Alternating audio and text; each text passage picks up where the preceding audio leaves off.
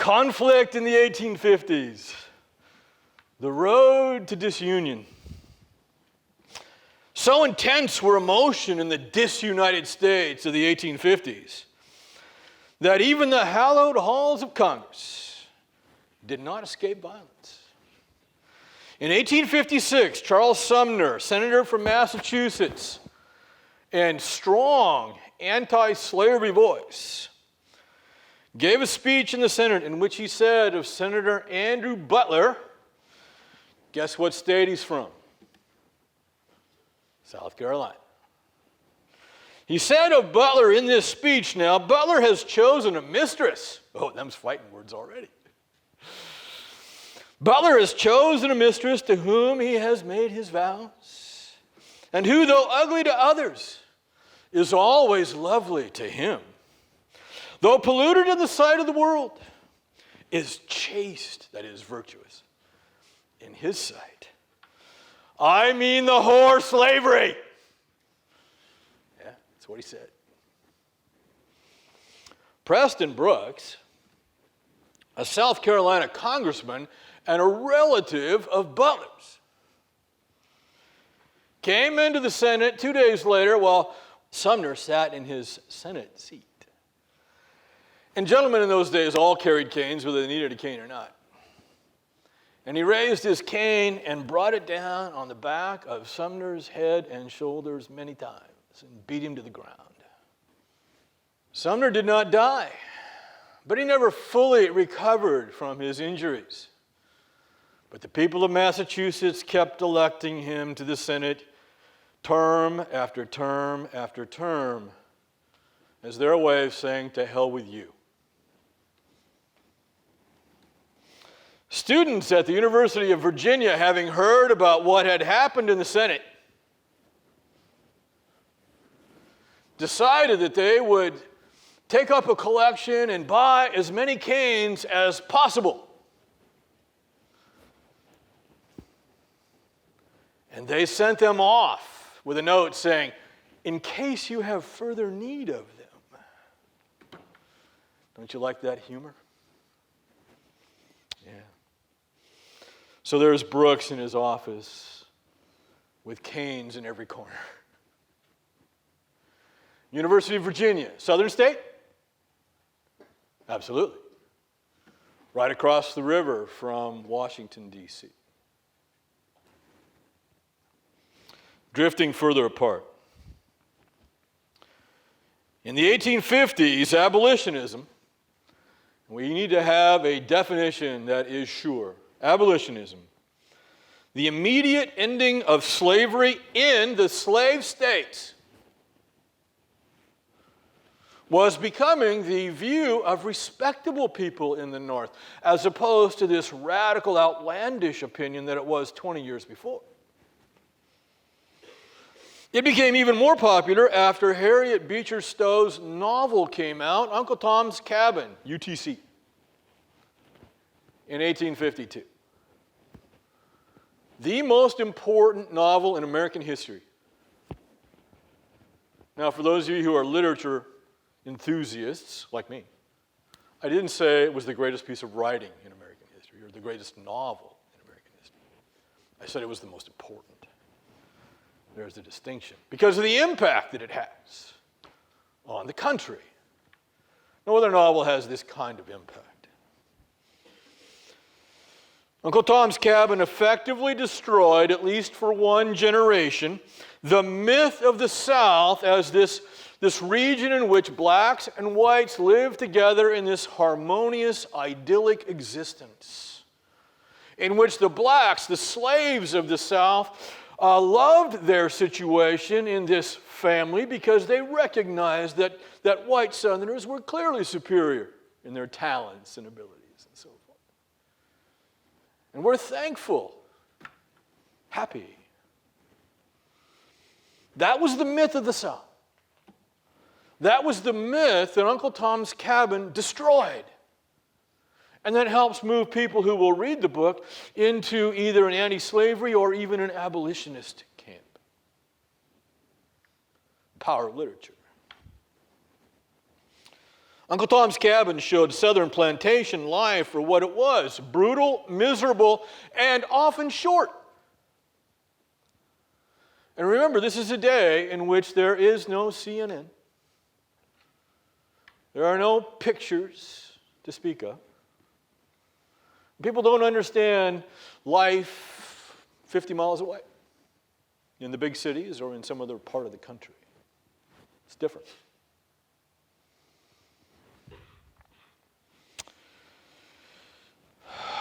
Unfortunately, the myth of the South, of the way life never was, recaptured the American mind in the late 19th century, well after the Civil War now, and well into the 20th century. We go back to believing the South was this idyllic place. Yes, we do.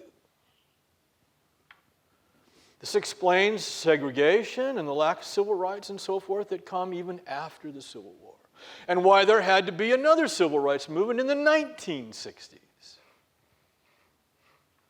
You don't need a civil rights movement in the 1960s if everything had progressed from the Civil War. Something happened, something slipped, something went back. We returned to this racist culture. Again, this view culminated in the segregation of American life in the late 19th and into the 20th century. And this view of the South was popularized in another novel that has the opposite effect. Margaret Mitchell's 1937 Pulitzer Prize-winning book, yes, Pulitzer Prize-winning book, Gone with the Wind. A lot of you probably seen the movie. It's a Hollywood blockbuster. It's still a great movie. But if you've seen the movie, stop and think about what you saw. You saw a South and where the blacks and whites living in the South before and during the Civil War were one big happy family.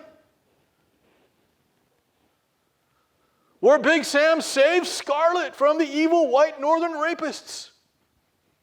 Right? And the Yankees are the enemies. Perhaps no one had a greater effect on opinion in the North than the former slave, Frederick Douglass. From 1841 through the Civil War, Douglass worked unceasingly for the cause of abolition. So I just want to remind you of Frederick Douglass here and what he's doing.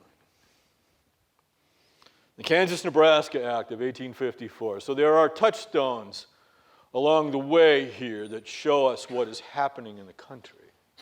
Important to know some of those touchstones. In the previous lecture, the Compromise of 1820, Missouri Compromise, the California Compromise, Mexican War, etc.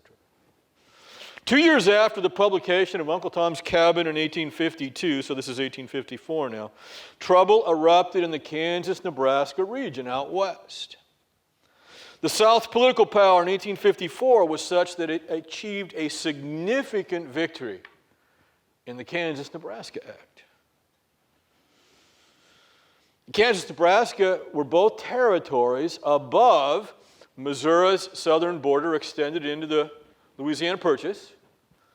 So, remembering the Missouri Compromise, those territories north of that southern border extended should have been what? Free territories. No slavery. That's the deal. You may have slavery south of that, but not north of it. This, everybody thought, was settled until the Kansas-Nebraska Act came along. Essentially, Congress now decides, contrary to the Missouri Compromise, as I've just explained, that the people who lived in Kansas and Nebraska, the settlers out there, would vote on whether there would be slavery in those territories or not. Now, who would that make happy back east? Who would see that as a victory? The South. Because now it's at least possible that you'll have slavery up there. Before that, it wasn't. And the Northerners would be aghast. We thought we had a deal. And now it's at least possible that those people who live out there will vote for slavery. The Kansas-Nebraska Act espouses or advocates something that's called popular sovereignty, which on its face appears to be very democratic. Be careful of these things. It sounds so great. Popular sovereignty. The people, popular sovereignty, choose. The people will choose. The people who live in Kansas, Nebraska will choose. What's wrong with that? Are you a Democrat or not? Do you believe in freedom of choice or not? Well, what they were choosing, though, was slavery-free. For Southerners, that was the argument. This is great. This is democracy. The people choose. For Northerners, it was, we had a deal. These are going to be free territories and thus free states. So the Northerners now are angry. We are dividing ourselves further and further. See, Uncle Tom's Cabin, more people opposed to slavery. Kansas, Nebraska Act, people in the North angry. And so now what happens after the Kansas-Nebraska Act passes, people in both parts of the country, North and South, but especially those who were relatively close, so already over the Appalachian Mountains, most of them, what did they decide to do? Some of them, by the thousands. Can you imagine this? You are so intense over this issue that you decide to sell your farm or your business or whatever and move out to Kansas and Nebraska so that you can vote. Either slave or free. And both sides did it.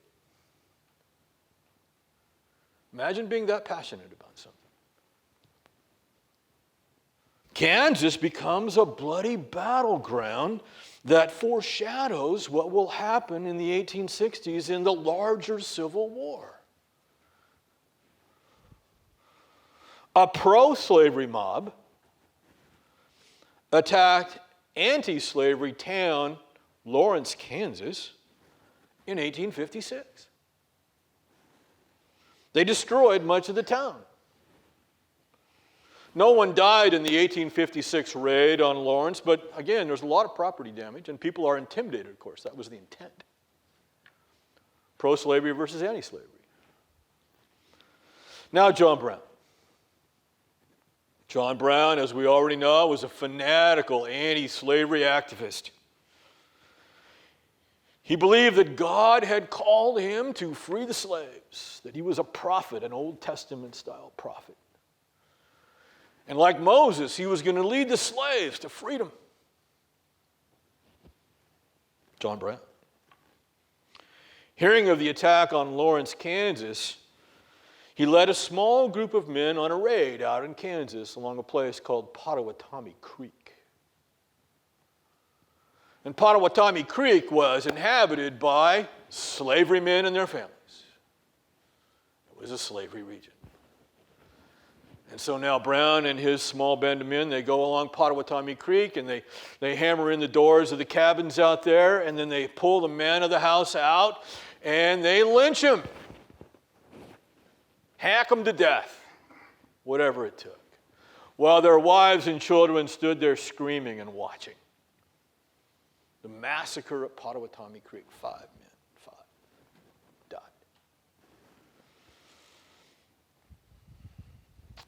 Kansas now descends in the late 1850s into a bloody, bloody civil war.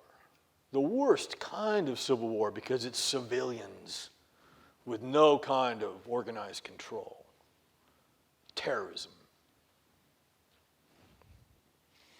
It becomes known as Bloody Kansas. It's a precursor to the Civil War. John Brown's attack out in Kansas had moved the nation one step closer to civil war. Many people in the North thought John Brown was a hero. They sent him money. Here's money. Go where you need to go. Do what you need to do. Dred Scott. Still, developments in government seem to favor the Southerners. Kansas, Nebraska was a pro-Southern law. In 1857, the Supreme Court issued its famous Dred Scott decision. There's a handful of decisions in the history of the Supreme Court that are famous and rightfully so. Plessy versus Ferguson, Brown versus Board of Education, and Dred Scott amongst those. And the Dred Scott decision declared that the federal government did not have authority to limit slavery anywhere. Only the states could decide whether they wanted to be a slavery state or an anti-slavery state. Once a state makes that decision, once the state comes into the Union, then that's what that is. But the federal government cannot say, according to Dred Scott, no slavery in those territories out there. That has to be left to the states. This is the ultimate what? This would be the high point in states' rights. Federal government can't, only a state can. See? If the Kansas-Nebraska Act had not already declared that third part of the Missouri Compromise a dead letter, then the Dred Scott decision would have done so. See? Okay? How are the people of the North going to feel about the Dred Scott decision?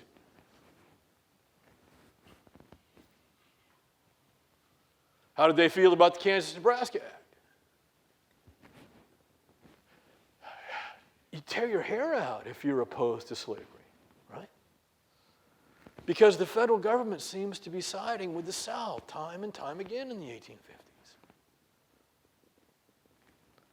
Things that you thought were settled, Missouri Compromise, not settled anymore. Can you trust these people to make a deal and then stick to it? No. That's the argument, see? Well, what about Dred Scott himself? You see, Dred Scott was a slave. And Dred Scott had some friends who said, hey, you should be a free man. Why? Well, Dred Scott's owner, quote unquote, an army surgeon, had taken him into a free state, Illinois.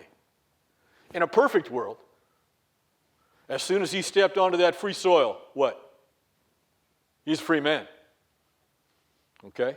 Not only that, he'd taken him into Illinois, a free state, and then he'd taken him into Wisconsin, a free territory. Same thing. He should have been a free man then. But it wasn't. So his friend said, hey, you should sue. And the case starts in Missouri, slave state, and works its way all the way up to the Supreme Court. This is where Chief Justice Roger Taney makes his ruling. He says Dred Scott is still a slave. Now, guess what state Taney's from? Good guess. He's from Virginia, okay? But it's a southern state. That's my point.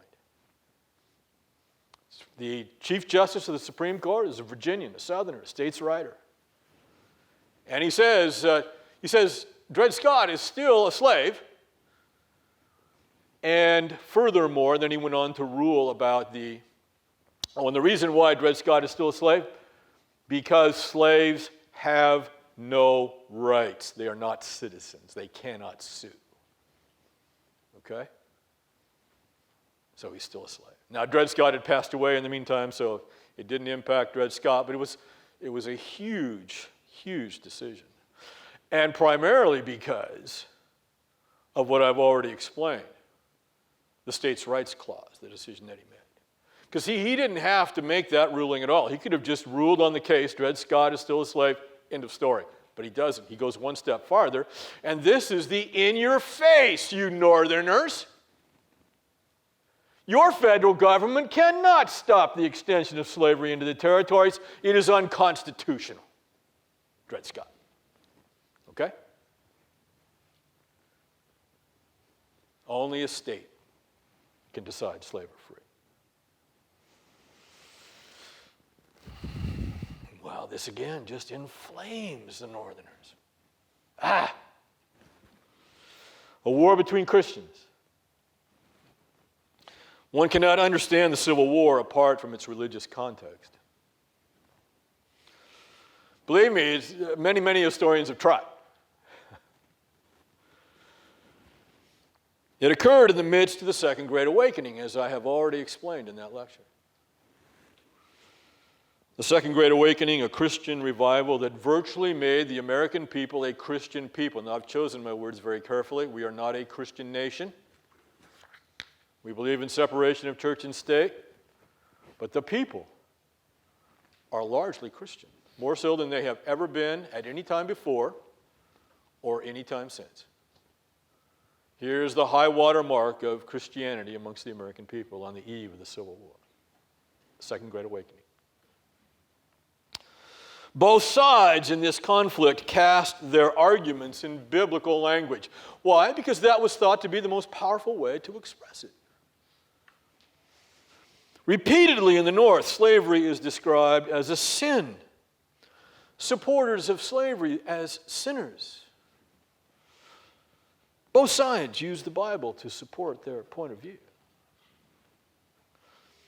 It is not surprising that churches which were national in scope, the Methodists, the Baptists, the Presbyterians, and a few others, split apart in the decades before the Civil War. They are again foreshadowing, like Kansas does, the coming Civil War. And they split north from south. Northerners saying we don't want to be associated with those Southern Baptists because they are sinners, they are slaveholders. And Southern Baptists and Methodists and Presbyterians saying we don't want to be associated with people who keep telling us we're sinners.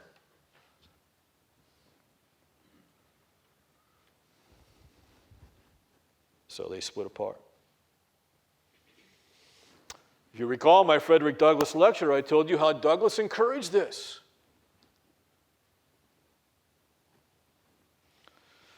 You see, it's not too much to say that if there had been no Second Great Awakening, no Christian revival in the 19th century, there would not have been much concern in the South about the North's anti-slavery views because those anti-slavery views would only be held by a handful of people instead of the majority. The revival was a major factor in creating those views, as Daniel Walker Howe has demonstrated. And I cited Howe in the lecture on the Second Great Awakening.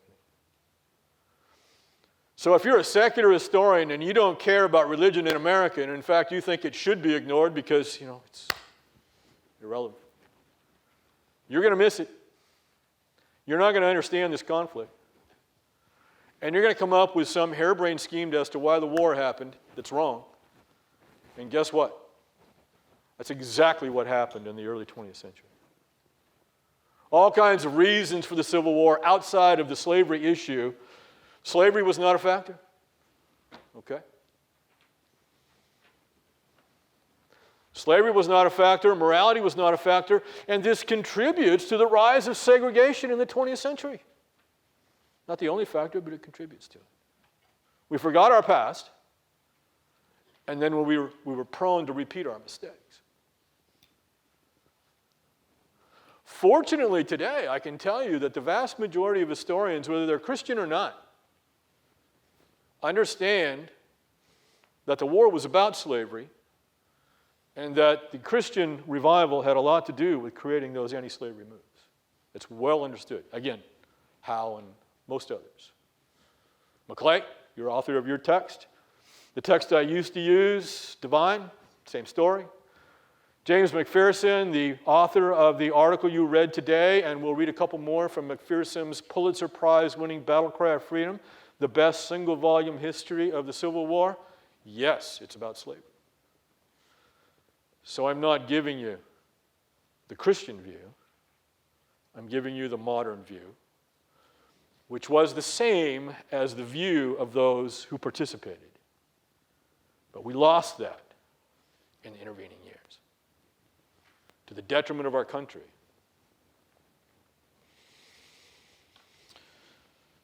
So it is brother against brother, Christian brother against Christian brother. And so you're asking me, and you should ask this question. What is the question you should ask? I've just said it was brother against brother. The Christianity is so powerful in creating the anti-slavery views of the North. What's the next logical question? How come Christianity was not powerful enough to change the minds of the Southerners? Right? Great question. It did change the mind of some, okay? A handful, a small percentage, who went north and fought for the North. But there's another powerful factor that the educated person should understand, and that is the power of culture, of what you grow up in, of what you're used to. And the culture of the South was this racist culture, this slavery culture that just seemed to be absolutely normal to all those people who grew up in it. And of course, throughout their entire lives, they're telling each other why we are this way and that it's appropriate. And they tell them, they believe the myth. They believe that the slaves are happy. Okay? In spite of all the evidence to the contrary. So you have the power of Christianity, but you also have the power of culture. Never discount the power of culture.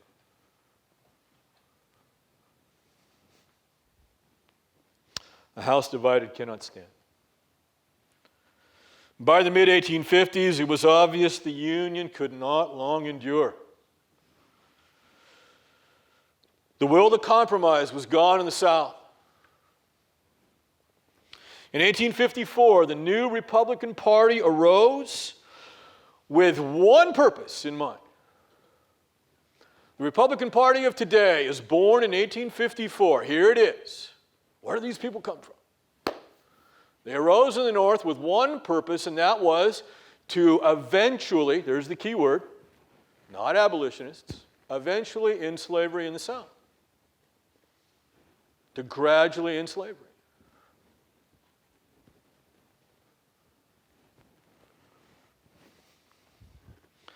The way they were going to do this was by stopping the extension of slavery into the territories. Now, 1854, that's 3 years before Dred Scott, right? And it's the same year as the Kansas-Nebraska Act. So now, between Kansas, Nebraska, and the Dred Scott decision, the party platform, the reason for existence of the Republican Party, as far as Justice Taney is concerned, is unconstitutional, isn't it? Republicans are saying no extension of slavery in the territories, a federal law. Right? That's how we'll end slavery someday. If that happens, then all those territories will eventually become free states. Just in case you forgot how this works. They'll all eventually become free states, and at some point in the future, there will be enough states and enough votes to do what? Declare slavery unconstitutional. There you go. That is the only way to get rid of a constitutional right, which slavery was, 3/5 clause. I made this point the other day. Well, you can get rid of it, even if it's constitutional, by passing a constitutional amendment that abolishes something. We had prohibition in this country at one time, constitutional amendment. And then 13 years later, we passed another constitutional amendment that got rid of prohibition. Okay? There you go. So that's what the Republicans are all about. No slavery into those new territories. Those new territories become free states. They will someday then vote a constitutional amendment in. That's going to take a long time. There's the gradual. And the Republicans say the Southerners will see this coming and they'll adjust. No war necessary. They don't have a crystal ball seeing into the future. The Southerners might say, oh yeah, we see it coming, and guess what? We're the hell out of here. Secession. Okay? A house divided. Northerners thought this was a reasonable compromise. It'll take a long time. You'll all have the time to adjust. But Northern abolitionists were opposed to this. Really? Why? Abolition, end slavery, now. John Brown. See? Who else is opposed to the new Republican Party's position on slavery? The obvious. The vast majority of Southerners. Okay? End slavery, never. You see? Never. You see, for Southerners, it's not just an economic system, it's a way of life. It's based on white supremacy. Southerners are growing so irate over the North's opposition to slavery that they called the new Republican Party the Black Republican Party. It was not a compliment, folks. The Black Republican Party. And by describing the Republican Party that, they're telling everybody who maybe is not so well informed what the Republican Party stands for. Okay? Most Southerners now saw themselves as Democrats. And they believed fervently in the necessity of the expansion of slavery into the territories.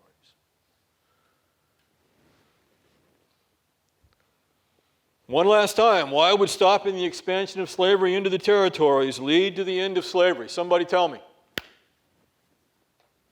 Be bold. Somebody's got it. Just be bold. You know.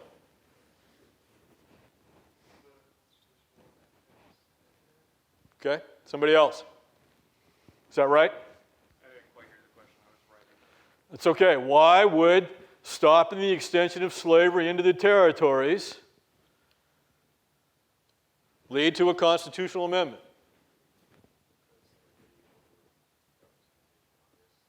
Who would be? Okay.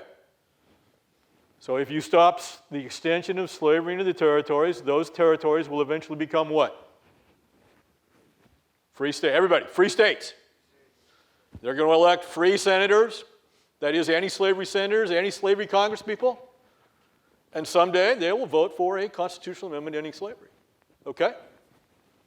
All right, you are way ahead of the historians of the early 20th century. Who didn't get it? Okay? Does that feel good? Does that make sense? Okay, that's it. Don't forget that. Don't be dissuaded. In 1858, Abraham Lincoln sought to be elected senator, not president, senator in the state of Illinois. He ran against the incumbent Democratic Senator Stephen Douglas, who had crafted the Kansas-Nebraska Act. The Kansas-Nebraska Act was Douglas's baby. Popular sovereignty, let the people choose. Lincoln and Douglas differed on the expansion of slavery into the territories. The whole idea behind the Kansas-Nebraska Act was to make it possible to expand slavery into those previously northern territories, if the people of those territories voted for it. Okay? Lincoln, a Republican, was opposed to such expansion. He is not an abolitionist. Why does that matter? What quiz question did you have where understanding that mattered? Who was angry with Abraham Lincoln? Yeah. William Lloyd Garrison was angry. Frederick Douglass was angry. Wendell Phillips, the trumpet of abolition, was angry at Lincoln. Why? Yeah. He's not an abolitionist, folks. He's a gradualist. You see? And the true abolitionists, like these three great men, they wondered if they could trust Lincoln and people like him. Whereas people like Lincoln thought, the abolitionists are going to cause a war. Okay? All right. So Lincoln, the gradualist,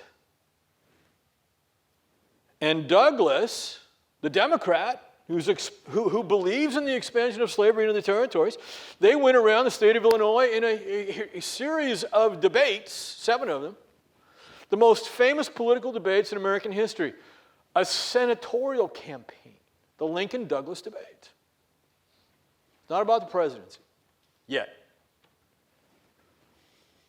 Historians who argue the Civil War was not about slavery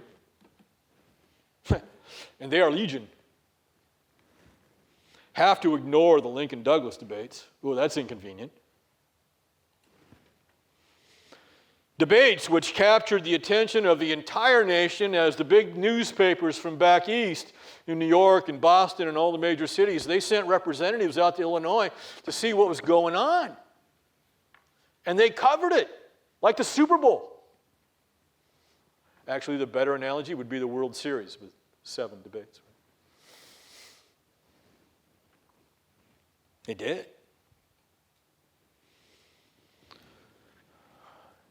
There was only one subject in the 7 debates that went on for hours and hours. One subject. It wasn't the tariff. It wasn't federal support for railroads or canals. It was slavery. That's all they talked about. But the war wasn't about slavery. Okay? Really? That year, 1858, Lincoln gave a speech in which he said, and I'm sure you probably all heard this, "A house divided against itself cannot stand." I believe this government cannot endure permanently half slave and half free. This government being the federal government. It's about slavery, folks. Those same historians often make the case that Lincoln never made his position clear on slavery. He did. Many times. They have to ignore the house divided comment, and they have to ignore this other quote. Lincoln said that only one thing would satisfy the South: cease to call slavery wrong and join them in calling it right. Really? Isn't that clear enough? You can go to any number of universities and colleges and schools in the South today and not hear the truth, folks. Today.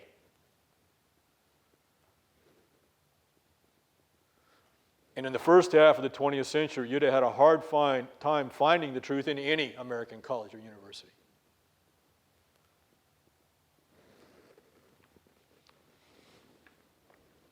Again, what confuses these historians was that Lincoln was not an abolitionist. His plan for ending slavery was gradual, a compromise, and he hoped peaceful. No extension of slavery into the territories. And when he was elected president in 1860, he's not an abolitionist yet. He hopes to gradually end slavery by stopping its expansion into the territories. He hoped the Southerners would then face reality and agree to gradually end slavery in their states. Either way, one day the free states would be politically powerful enough to alter the Constitution.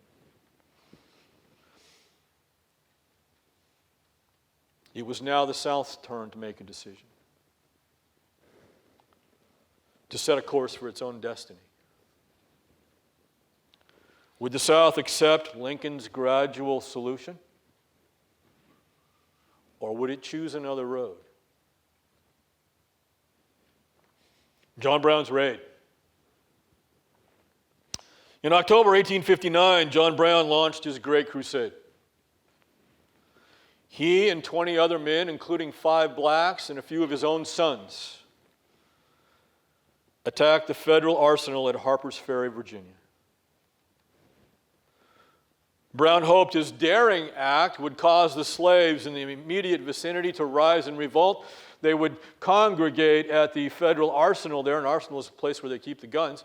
And then Brown would arm the slaves in revolt with those guns at the arsenal. It's a harebrained scheme. Brown and his men were trapped inside the armory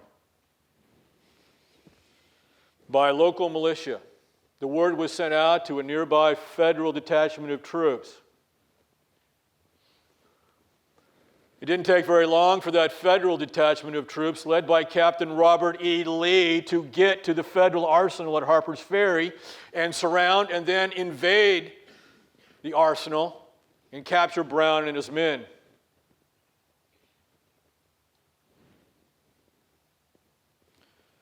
Brown was tried and convicted of treason, and he was hanged on December 2nd, 1859. Brown's raid did not achieve a slave uprising as he had hoped. But it so angered Southerners that if there had been any will to compromise, it was probably gone at this time.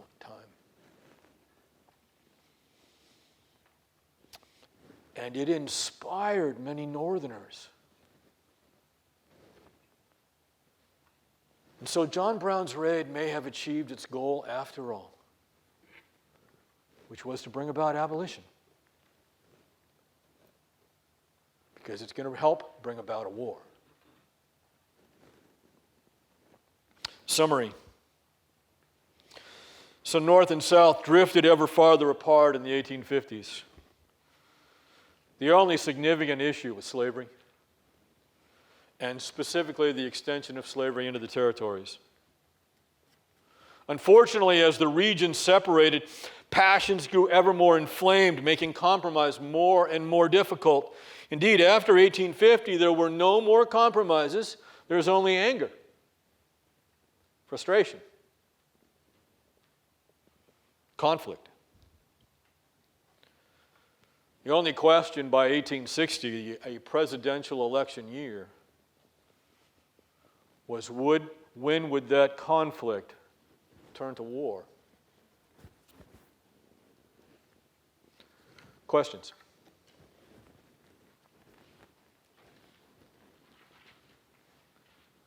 Yes?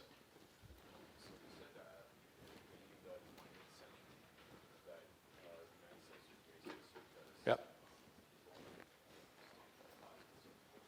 That contributes to the rise of racism again. Yep. It's both. It's both. I think there's a larger consensus in the North. In the immediate years after the Civil War, during the era of Reconstruction, that the war had been worthwhile, slavery had been ended. You have the 14th and 15th Amendments to the Constitution in the late 1860s that were civil rights for blacks. This is important now. It's a good question. And it's stuff we're going to cover in the future anyway. All right, so you have a consensus in the North with these constitutional amendments, civil rights for blacks. And so I believe there is at this time a movement in America towards the idea of equality. Are we perfect? No, by no means. Okay, but then that goes away. And it goes away in part because the causes of the war by the late 19th and early 20th century are forgotten. And that it becomes, the Southerners don't give up, okay? The Southerners begin to make the case that the war was immoral, okay, a violation of their rights and so forth. And so that argument then begins to take over American universities.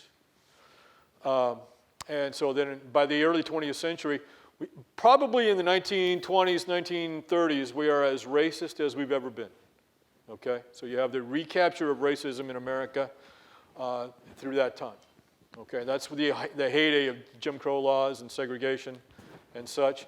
In the late teens, Woodrow Wilson is president. He's a Virginian, a Southerner, and he segregates the federal government at that time, okay? So, for example, at the end of the Civil War, the last 2 years, there are black troops in the Union Army, black soldiers. In the 1898 war, the Spanish-American War, there are black soldiers. In World War I, there are some black soldiers, but they're not allowed to fight with the United States armies, and so the French took them. Okay? See, it's getting worse. And then during World War II, the United States military is completely segregated. There are some black combat units, but very few. Okay? World War II. So it gets worse. Any other questions? Yeah. Black soldiers are used, but not as combat soldiers. They used as medics and, well, not medics, but kitchen personnel, truck drivers, mechanics, things like that. Okay. Yes? Okay, that's available. Look in the syllabus and it tells you where you can find it, but it's available on all kinds of different sites for $2.99 usually. Okay. Yeah, and the reference here is to the film assignment to watch Glory. So you go to Foxtail and you get the note guide and the introduction. You print it. Then you find the video online. This is what you were supposed to do for the crossing, but that didn't work out. And by the way, check and see if you can find Glory like we're supposed to. I'm pretty sure we will. Okay, all right. There should be no problem. Anyway, since you haven't done this before, I'll remind you here. So you go to Foxtail, and you go to one of the topics, you'll see the introduction and note guide for Glory, okay? Print it. Then go rent the video and watch it on some streaming device. While you're watching the video, fill out the note guide, okay? It goes right through it in chronological order, so you don't have to skip around or anything like that. You can just pause it, write the answer to the question, move on to the next one. Any questions about that? Okay. I'll see you next time.